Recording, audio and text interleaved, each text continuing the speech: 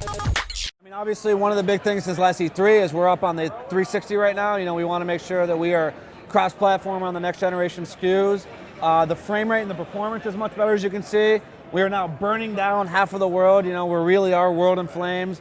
Basically across the board, the physics is better, the AI is better, the animations are better. We just feel like what we had at last E3 was kind of proving out to ourselves that Mercenaries was going to be a AAA game for this holiday season, and now we really feel like we have it in the can. We're ready to go. So basically, as you said, the entire environment is destruction. The only things that aren't destructible are the terrain, the roads, the ground, and then the runes themselves once they're created.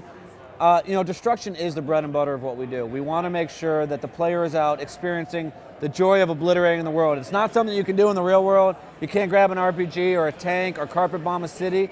In Mercenaries, we understand that the joy of playing our game is interacting with the world, is destroying the world, is throwing things into physics, is seeing the great special effects, is calling in the airstrikes.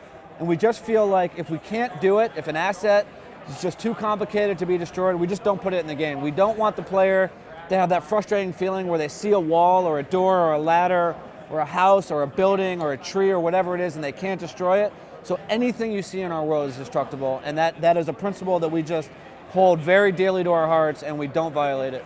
We got over 100 vehicles in the game, ranging from crappy old Venezuelan beat-up pickup trucks to high-end sports cars to M1 Abrams tanks to helicopters. I mean, there's anything you can imagine you can drive and fly. You know, we have over 40 weapons. We have dozens of airstrikes. I mean, it's almost mind-boggling, the assortment of toys the player's going to get to play with.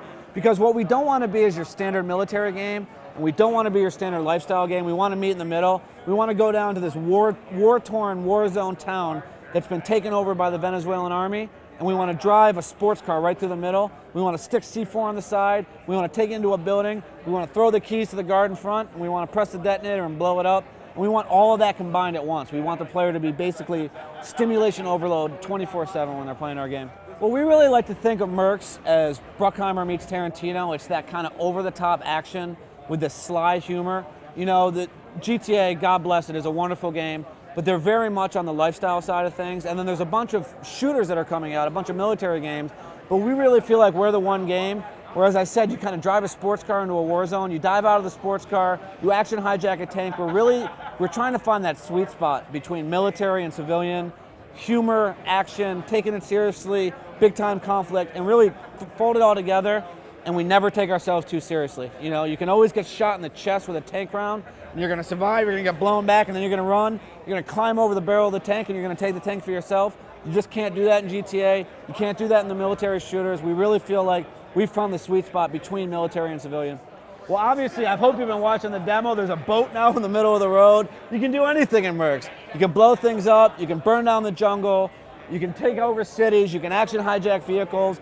We just feel like we have offered the players so much to do. There's cooperative multiplayer this time around, and it's seamless. So player one is having a tough time. He's fighting off 6 helicopters who are attacking him, and he's trying to destroy a bunch of boats on the water. What am I gonna do? I'm gonna call up Joe.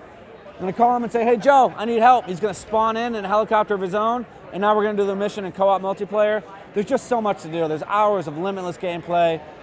It's open world, it's action, it's comedy, it's military, it's civilian, it's everything you can imagine.